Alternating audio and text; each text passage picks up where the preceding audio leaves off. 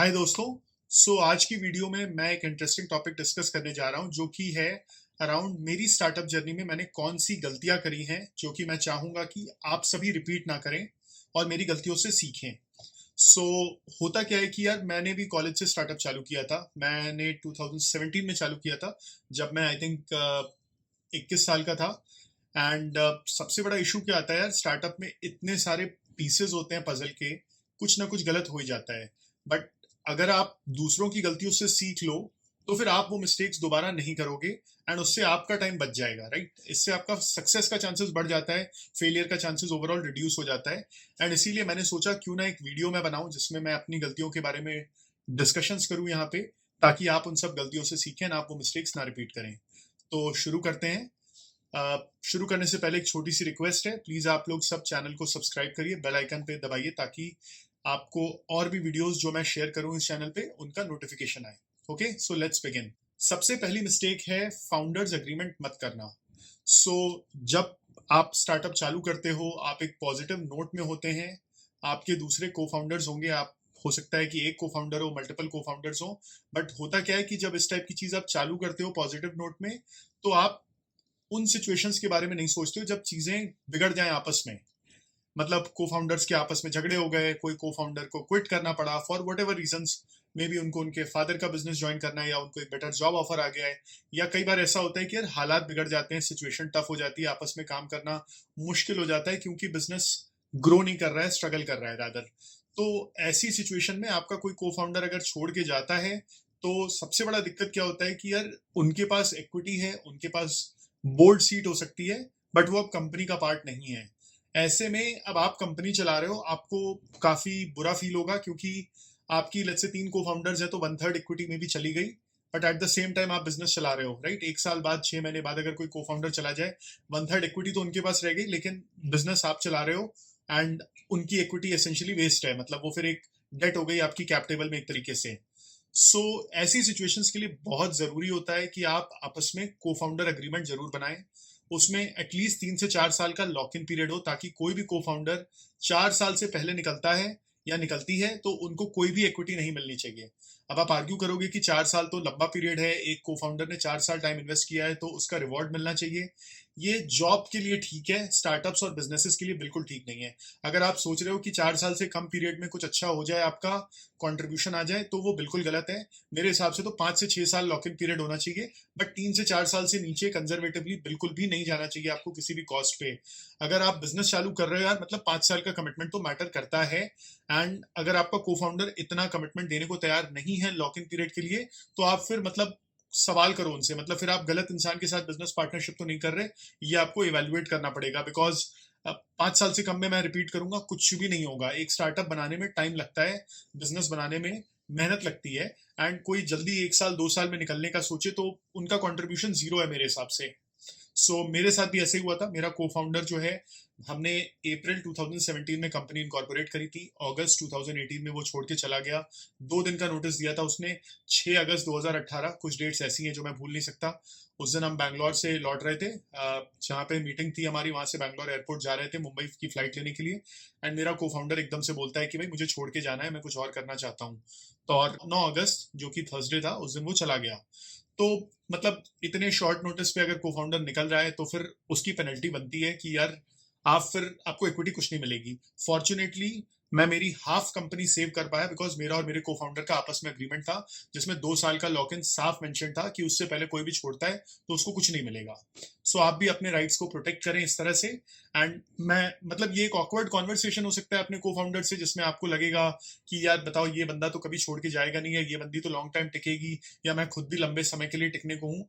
सही बात है, जब आप चालू करते हैं आप लॉन्ग टर्म ही सोचते हैं, लेकिन हालात बदल जाते हैं, राइट। किसके साथ कैसा हो, किसी के फैमिली में कोई इमरजेंसी आ गई, किसी को जॉब के लिए बेटर ऑफर मिल गया, तो आप कोई बोल नहीं सकता है। तो इसीलिए प्लीज इसको इमोशनली मत डील करें, ये एक लॉजिकल टॉपिक है। आप इसको डेफिनेटली, जब आप बिजनेस चालू कर रहे हैं, with in 3 months get a proper cofounder agreement in place. Second point आता है being slow with decision making. मैंने बहुत सारे स्टार्टअप फाउंडर्स को देखा है यार, वो लोग एनालिसिस पैरालिसिस में चले जाते हैं छोटी छोटी चीजों में। मतलब कुछ भी करना है उन्हें, कोई भी बिजनेस में कोई बड़ा सा रिस्क लेना है, तो वो ना तो उसको लेते हैं, ना तो उसको मना करते हैं कि नहीं लेना है, वो उसको डिफर करते चले जाते हैं कि यार अगले हफ्ते देखेंगे, अच्छा ये क्वार्टर चला जाए उसके बाद देखेंगे।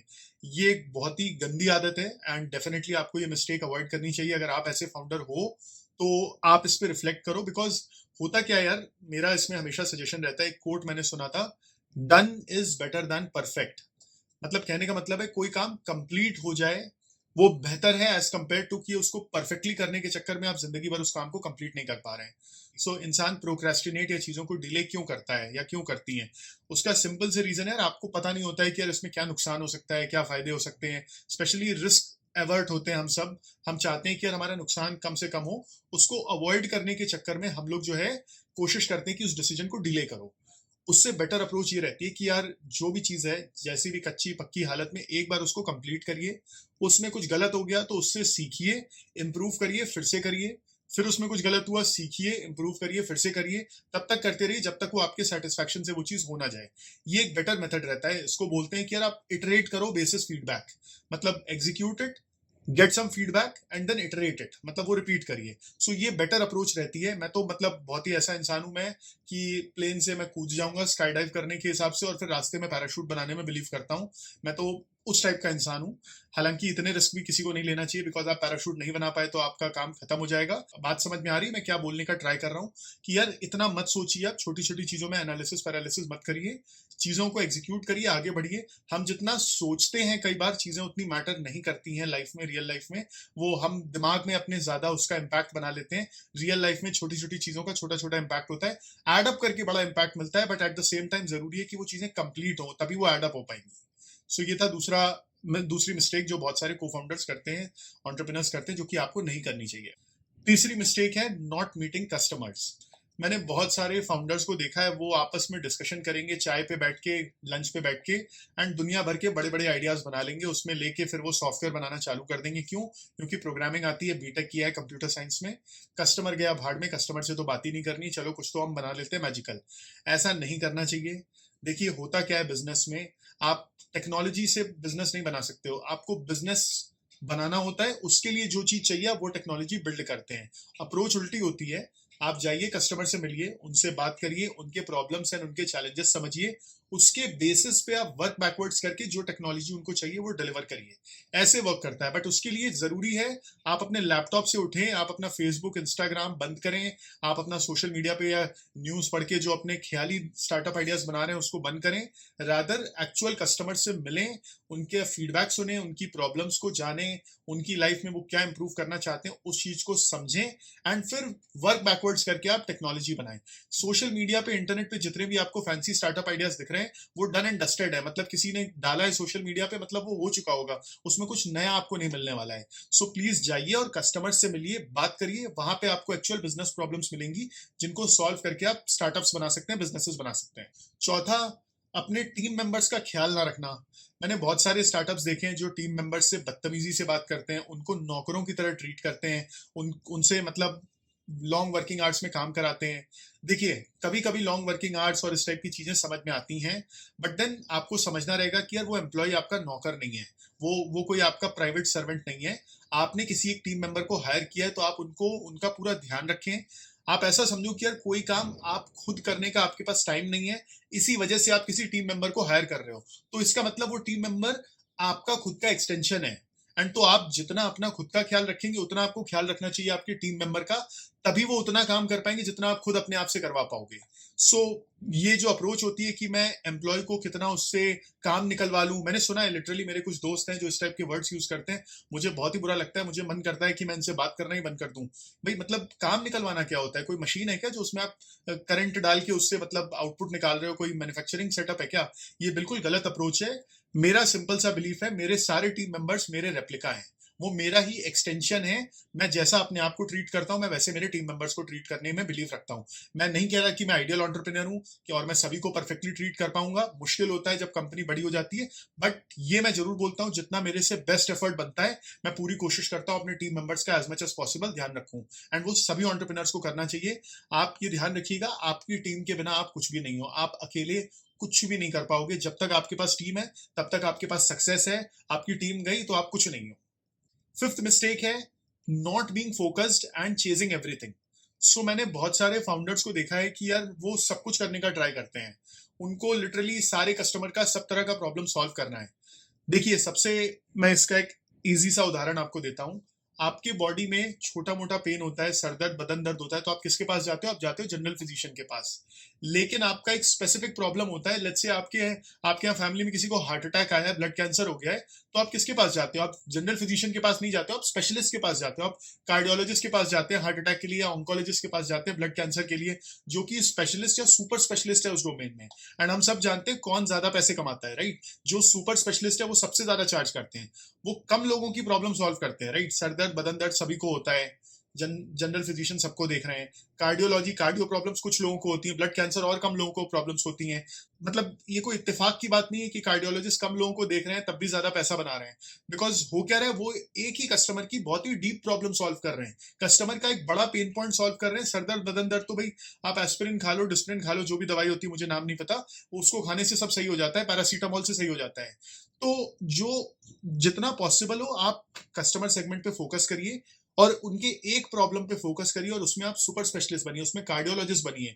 जितना आप जनरलाइज करने की कोशिश करेंगे उतना आप कम वैल्यूएबल लगेंगे। अब आप सोचिए, इसी यूट्यूब चैनल पे मैं एंटरप्रेन्योरशिप का या करियर बनाने का कंटेंट डालता हूँ, मैं कुकिंग का भी कंटेंट डालने लगूँ, मैं गैजेट्स का भी कंटेंट डालने लगूँ, मैं ट्रैवल का भी कंटेंट डालने लगूँ, तो आप में से कितने ही लोग होंगे इस चैनल को इंटरेस्टेड होंगे देखने में? आप लोग बोलेंगे यार ये अमन गोयल तो बेवकूफ है, ये तो सब कुछ कर रहा है, इसको कुछ पता नहीं है क्या है। और मेरा सब कुछ ट्राई करने के चक्कर में कंटेंट क्वालिटी भी डिग्रेड होगा। आज मैं एंटरप्रेन्योरशिप में एकदम डीप एंड स्पेसिफिक टॉपिक्स के बारे में क्यों डिस्कस कर पा रहा हूँ? क्योंकि मैंने लिटरली वही किया है पिछले 6 साल से। मेरा एक एरिया ऑफ एक्सपर्टीज बन गया है, एंड मैं वो चीजें आपको बता सकता हूँ जो कि एक मतलब कोई रैंडम इंसान नहीं बता सकता। इसीलिए आप ये चैनल को देख रहे हैं, इस चैनल में सब्सक्राइब कर रहे हैं हमारी वीडियोस को। वो पॉसिबल नहीं है एक जनरल इंसान के लिए। सेम वे आपको बनना है, आपकी ऑफरिंग में आप एक्सपर्ट बनो। कोशिश करो कि यार आपसे बेटर उस डोमेन में कोई भी ना हो पाए। आप कम काम करो, लेकिन जो काम कर रहे हो उसमें you should be seen as number one, and तब आपका बिजनेस फ्लरिश करेगा, ग्रो करेगा। फिगर आउट करिए, आपकी जो भी टू डू लिस्ट है उसमें से पहले 2-3 आइटम जो टॉप प्रायोरिटी उसको उठाइए, बाकी सब छोड़ दीजिए। मतलब मैं नहीं कह रहा बाद में करिए, मैं कह रहा हूँ डिच मार दीजिए और देखिएगा आपका कोई फर्क नहीं पड़ेगा बिजनेस में। मैं लिटरली बता रहा हूँ। मतलब कुछ लोग पता नहीं बिजी दिखना चाहते हैं, 100 आइटम्स की टू डू लिस्ट बना के, मेरे हिसाब से वो लोग बिल्कुल अनप्रोडक्टिव काम कर रहे हैं। नंबर 6, बहुत सारे एंटरप्रेन्योर्स काम डेलीगेट नहीं करते हैं और सब कुछ उन्हें खुद करना है। ये एक बहुत बड़ा प्रॉब्लम है, मैंने देखा है। जितना जल्दी पॉसिबल हो आप सीखिए डेलीगेट करना काम को। डेलीगेट मतलब दूसरे लोगों को काम पकड़ाना। आप सरप्राइज होंगे, मेरा सबसे बड़ा काम है मेरे पास कुछ भी काम ना होना। This is my main job. होता क्या है यार, आप खुद सोचो कि यार इतने सारे हमारे कस्टमर्स हैं, 200 से ज्यादा हमारे पास बड़े कस्टमर्स हैं, एंटरप्राइज क्लाइंट्स हैं। अब एक एक का काम मैं संभालूंगा तो काम हो चुका भाई। At the end of the day मेरे पास भी दिन के 24 घंटे हैं, जिसमें 12 घंटे में बहुत ज्यादा चाहूँ 10 घंटे आइडली होते हैं। मैं बहुत रगड़ लोगे 12, 14, 16 घंटे वन ऑफ बेसिस पे मैं काम कर सकता हूँ। तो मेरी भी प्रोडक्टिविटी लिमिटेड है। मैं कोई बहुत मतलब उसमें दिन के 240 घंटे मेरे पास नहीं है, और वो लाने का एक ही तरीका है, मैं मेरे जैसे 5 लोग, 10 लोग, 20 लोग, 50 लोग और हायर करूं। ये बहुत जरूरी है कि यार आप टाइमली लोगों को हायर करिए और काम डेलीगेट करिए, ताकि आप पे डिपेंडेंसी हटे। अगर आप अपने ऊपर काम पाइल अप कर रहे हो ना, तो आप अपनी कंपनी की ग्रोथ में खुद ही बॉटलनेक बन जाएंगे। एंड वो सबसे बड़ा इश्यू होता है, क्योंकि आपको फाउंडर हो आप, आपकी टीम आपसे अपसेट हो जाएगी क्योंकि कंपनी ग्रो नहीं कर रही है, आप खुद अपने आप से अपसेट होगे, कस्टमर्स भी आपको गाली देंगे। परफेक्ट करने के चक्कर में आप सारा काम अपनी टेबल पे डाल लेंगे और कुछ नहीं होगा। उससे बेटर है आप अपने टीम मेंबर्स को काम डेलीगेट करिए, उनको करने दीजिए काम, उनको सिखाइए, उनको गाइड करिए, ताकि वो उस काम में आपसे बेहतर बने ओवर टाइम। ये बहुत जरूरी है किसी भी एंटरप्रेन्योर के लिए कि आप सिस्टम ऐसा बनाएं कि आप उससे आपका इन्वॉल्वमेंट ना हो। आप एक फैक्ट्री बना रहे हो जिसमें आप खुद मशीन मत बन जाना, आप फैक्ट्री ऑपरेटर बनना, तभी आपकी फैक्ट्री स्केल कर पाएगी। नंबर 7 है इन्वेस्टर्स को चेस करना rather देन कस्टमर्स। ये बहुत बड़ी प्रॉब्लम है। मैंने देखा है यंग फाउंडर्स हैं, वो $1 million, $5 million की सीड फंड किसी ने उठाया, सीरीज ए किसी ने उठाया, उसकी न्यूज पढ़ के वो चालू हो जाएंगे कि यार मुझे भी इन्वेस्टर्स को चेस करना है। भाई आपके पास कस्टमर है नहीं, आपने प्रोडक्ट बनाया नहीं है, आपको आइडिया नहीं है मार्केट का, आप चले हैं फंडिंग उठाने, क्या फायदा? फंडिंग उठा भी ली किसी ने, कोई मतलब कोई इंसान, भोला इंसान आपको पैसे दे भी देगा, आप उसका क्या करोगे? मिल गई फंडिंग, अब आप करोगे क्या उस चीज का? ऐसे वर्क नहीं करता है बिजनेस। आप जाइए, कस्टमर से मिलिए, कस्टमर का प्रॉब्लम समझिए, एंड उसका एक प्रूफ ऑफ कंसेप्ट बनाइए, मिनिमम वायबल प्रोडक्ट बनाइए, कस्टमर को दिखाइए, एंड 2, 4, 5 कस्टमर में जब वो एग्जीक्यूट हो जाए, तब आप बोल सकते हैं इन्वेस्टर्स को कि देखो यार ये मेरा सोल्यूशन है, ये 5 कस्टमर्स के अब चल गया है, अब मुझे इसको 500 कस्टमर में स्केल अप करना है, तो मुझे पैसे चाहिए क्योंकि मैं टीम खड़ी करना चाह रहा हूं, मैं मार्केटिंग का फनल बनाना चाहता हूं, मैं एग्जीक्यूशन कैपेबिलिटी चाहता हूं, राइट, मैं स्केल अप करना चाहता हूं। वो सही अप्रोच है। मतलब खाली आप जाके इन्वेस्टर से टाइम वेस्ट कर रहे हैं और जो वो बोल रहा है वैसी कंपनी बना रहे हैं, तो भाई कुछ नहीं होने वाला आपके बिजनेस का। पैसे कस्टमर ही देता है, इन्वेस्टर पैसा देता है ताकि आप बाद में उसको हायर रिटर्न्स दे पाए। इन्वेस्टर इसलिए पैसा नहीं दे रहा है कि ले लीजिए, आप चैरिटी नहीं कर रहे हैं कोई भी इन्वेस्टर। कस्टमर्स इकलौते हैं जो पैसा देंगे, उनको वापस कोई पैसा नहीं चाहिए, उनको बदले में आपका प्रोडक्ट चाहिए। सो प्लीज जाइए कस्टमर के साथ टाइम स्पेंड करिए। Number 8, not planning things. ये एक बहुत बड़ा इशू है, मैंने देखा है। कुछ एंटरप्रेन्योर्स इतने अग्रेसिव होते हैं, सब भगवान भरोसे चला रहे होते हैं। क्यों? क्योंकि उनको बिलीव नहीं आता है कि प्लानिंग से कुछ हो पाएगा। भाई माना स्टार्टअप में चीजें अनस्ट्रक्चर्ड होती हैं, एडहॉक होती हैं, सबको समझ में आता है कि यार ये स्टार्टअप में चीजें इतनी केओटिक होती हैं। बट अगर आप कुछ प्लान नहीं बना रहे हैं तो आप कहीं नहीं जा रहे हैं। एक हाई लेवल प्लान बनाइए आप, और जितना पॉसिबल है उस प्लान को स्टिक करिए। मैं जानता हूं कि प्लान्स एग्जीक्यूट करना बहुत मुश्किल होता है, स्टिक करना और भी मुश्किल होता है, डेविएशंस आते हैं। कोई दिक्कत नहीं है, आपका लेट्स से आपने 1 साल का एग्जीक्यूशन प्लान बनाया है, उसको आप क्वार्टरली रिव्यू करो एंड हर क्वार्टर के बेसिस पे आप चेंजेस करो उसमें। भाई एक क्वार्टर मान लीजिए मार्केट में रिसेशन आ गया, तो आप अपना प्लान चेंज करिए अगले क्वार्टर ऑनवर्ड्स। बट बिना प्लान के अगर आप खाली एग्जीक्यूट करने निकले हैं तो आप राम भरोसे चल रहे हैं, आपका आगे कुछ होगा नहीं। ऐसे नहीं बिजनेस बनता है। बैठिए और प्लान बनाइए। अब प्लानिंग में आप एकदम माइक्रो डिटेल में अब आप जाओगे तो वो एक अदर एक्सट्रीम हो गया कि यार एकदम मैं सब कुछ ही प्लान करूंगा। वो आई थिंक मैंने एक पॉइंट डिस्कस किया एनालिसिस पैरालिसिस का, तो वो भी मत करिए। बट एक हाई लेवल क्लैरिटी होनी चाहिए कि यार मैं इस क्वार्टर क्या करूंगा, मैं इस ईयर या इस हाफ ऑफ द ईयर में 2 क्वार्टर्स में what am I going to do. वो थोड़ा सोचिए, प्लान करिए, तब आपको एग्जीक्यूशन करने में इजी रहेगा, आप अपने माइलस्टोन्स हिट करेंगे। Number 9, not taking risks and bets. So बहुत सारे एंटरप्रेन्योर्स एकदम कंजर्वेटिव होते हैं कि यार मैं कुछ भी रिस्क नहीं लेना चाहता बिजनेस में। देखिए बिजनेस करने के लिए आपको रिस्क तो लेना पड़ेगा। आप ये सोच रहे हैं कि आपकी प्लेट में सब लाके सर्व कर दिया जाए और आप एकदम सेफ प्ले करें, वैसा नहीं होता है। आपको अगर बड़ा बिजनेस बनाना है तो बड़ी सोच रखनी होगी, बड़े रिस्क लेने पड़ेंगे, तभी आप कुछ कर पाएंगे। ऐसे बिल्कुल नहीं होता है कि यार एकदम आराम से हम बैठे हैं, एकदम प्ले सेफ कर रहे हैं, फिर आप जॉब कर लीजिए एक बड़ी एंटरप्राइज में, जाइए किसी बड़े एमएनसी में, कॉर्पोरेट में जॉब कर लीजिए, उसमें आपको कहीं कम रिस्क मिलेगा। उसमें भी रिस्क होता है बाय द वे, बड़ी बड़ी कंपनीज ले ऑफ कर रही हैं, आपने खुद सुना होगा। तो रिस्क तो हर जगह है, इसमें कोई डाउट नहीं है। लेकिन आप अगर बिजनेस करना चाह रहे हैं और आप बोल रहे हैं नहीं मुझे रिस्क नहीं लेना है, मैं अपना कैपिटल नहीं डालूंगा, मैं अपना टाइम नहीं डालूंगी, मैं ये नहीं करूंगा, तो फिर बिल्कुल आपका बिजनेस नहीं हो पाएगा। ये मिस्टेक बिल्कुल अवॉइड करें। आपको रिस्क तो लेना ही पड़ेगा, बड़ा सोचिए और उस हिसाब से एग्जीक्यूट करिए। लास्ट है कि 50 तरीके के अलग अलग स्टार्टअप आइडियाज ट्राई करना है, किसी एक आइडिया पे फोकस करके एग्जीक्यूट ना करना। सो ये मैंने बहुत लोगों के साथ प्रॉब्लम देखा है, स्पेशली जो अर्ली स्टेज वाले होते हैं। वो लोग करते क्या है यार, एक स्टार्टअप आइडिया को थोड़ा सा परस्यू करेंगे, 2 महीने बाद रोड ब्लॉक मिला एंड उनका इंटरेस्ट लूज हो जाएगा, फिर वो कुछ और परस्यू करने लग जाएंगे। फिर 3 महीने में रोड ब्लॉक मिला, फिर कुछ और परस्यू करने लग गए। सो ये एक बहुत बड़ा इशू है, ये आप बिल्कुल मत करें। वरना होता क्या है, इट्स लाइक आप ऐसा सोचिए कि आप 12th क्लास में हैं, आपने 2 महीना इंजीनियरिंग की प्रिपरेशन करी, बोरिंग लगा आपको, मैकेनिक समझ में नहीं आया, फिर आप बोलते हैं मैं 3 महीना कॉमर्स करूंगा, फिर मैं 2 महीना और लॉ की प्रिपरेशन करूंगा, फिर मैं मेडिकल करूंगा। कहीं नहीं जाएंगे आप, कहीं के नहीं रहेंगे। आपको एटलीस्ट, मैं कह रहा हूं, मैं नहीं कह रहा कि आप एक स्टार्टअप आइडिया को पूरा फिक्सेट करके करते ही रहो जब तक आप रगड़ रहे हो तब भी करो, ऐसा नहीं है। बट एटलीस्ट कस्टमर सेगमेंट में फिक्सेट करिए। आप डॉक्टर्स का प्रॉब्लम सॉल्व करें तो आप एटलीस्ट डॉक्टर्स को पकड़ के रखिए। ऐसा नहीं कि आज मैं डॉक्टर्स का कुछ प्रॉब्लम सॉल्व करने निकला हूं, कल मैं बैठ के मैं एंटरप्राइजेस का प्रॉब्लम सॉल्व कर रहा हूं, परसों मैं जिनको लोन चाहिए मैं लोन देने का ट्राई कर रहा हूं। एक कस्टमर सेगमेंट पे एटलीस्ट फिक्सेट करिए, उनके कुछ प्रॉब्लम सॉल्व करने का ट्राई करिए। मे बी आपने फाइंड आउट किया ओवर टाइम कि यार इनका ये प्रॉब्लम सही नहीं है, इनको तो इसका सोल्यूशन नहीं चाहिए, इसमें बिजनेस नहीं बन सकता, ठीक है, तो उसी कस्टमर सेगमेंट में आप नई चीज ट्राई करिए। बट एकदम ही आप अगर बोलेंगे हर चीज नई स्विच करो, नया कस्टमर सेगमेंट नया प्रॉब्लम, पाइवट का ये मतलब नहीं होता है कि आप बिल्कुल ही कुछ नया ट्राई करने लगे, कंज्यूमर फेसिंग से आप B2B में आ गए, B2B से आप पता नहीं कहीं और आ गए, ऐसे नहीं होता है। आप एटलीस्ट एक कस्टमर सेगमेंट पे फिक्सेट करिए, उनके प्रॉब्लम्स को आइडेंटिफाई करिए, सॉल्व करिए। एक प्रॉब्लम नहीं सही, दूसरे प्रॉब्लम में पाइवट करिए, बट आप वहीं पे एक डायरेक्शन में ग्रो करेंगे। डायरेक्शन चेंज मत करिए बहुत जल्दी जल्दी, अदरवाइज बहुत दिक्कत आएगी। लेकिन इस पॉइंट में एक छोटा सा कैवियाट ये भी मैं बताना चाहूंगा, समझना भी बहुत जरूरी है कि कब डायरेक्शन चेंज करना है। क्योंकि मतलब एक टाइम के बाद, एक मतलब ये इसका कोई थंब रूल नहीं है कि कैसे इस चीज को आइडेंटिफाई करें, बट एक टाइम के बाद आपको समझना रहेगा कि यार मैं जो चीज परस्यू कर रहा हूँ इसमें मेरा कोई होप नहीं है, मैं गलत पहाड़ चढ़ रहा हूँ, तो मुझे दूसरा पहाड़ चढ़ना है। तो ये एक मतलब उसको क्या बोलते हैं, ये एक ऐसी बाउंड्री है जो कि बहुत ही एम्बिगुअस है। आपको थोड़ा फिक्सेट भी करना है, फोकस भी करना है एक जगह, but at the same time you should know कि यार कब ये चीज मैं टाइम वेस्ट कर रहा हूँ, वहां से you should walk away, right. तो इस चीज को थोड़ा सोचिए। मतलब मैं गलती बता रहा हूँ इस चीज की कि लोग क्या करते हैं, आप अपने पे कैसे इसको चीज लागू कराना चाहेंगे वो आप खुद सोचिए। एंड अपने पे उसको अप्लाई करिए। सो ये थी 10 मिस्टेक्स जो कि मैंने खुद करी हैं। इनमें से कुछ मिस्टेक्स या मैंने होते हुए देखी हैं। दूसरों की मिस्टेक से सीखना ज्यादा आसान होता है, खुद की मिस्टेक से तो आप सीखते ही हो। जरूर से जरूर इन मिस्टेक्स को लर्न करिए एंड अपने स्टार्टअप में अगर आप ये मिस्टेक जितना पॉसिबल है अवॉइड करने का ट्राई करें, तभी आप अपने स्टार्टअप को फास्ट ग्रो करा पाएंगे। बिकॉज जो मिस्टेक्स मैंने करी हैं सेम मिस्टेक्स आप करेंगे तो आपका टाइम वेस्ट होगा और कोई फायदा नहीं है। सो नीचे कमेंट बॉक्स में जरूर अपने थॉट शेयर करें, चैनल को सब्सक्राइब करें, वीडियो को अपने एंटरप्रेन्योर दोस्तों के साथ शेयर करें। Thank you so much. I hope ये वीडियो आपके काम का रहा।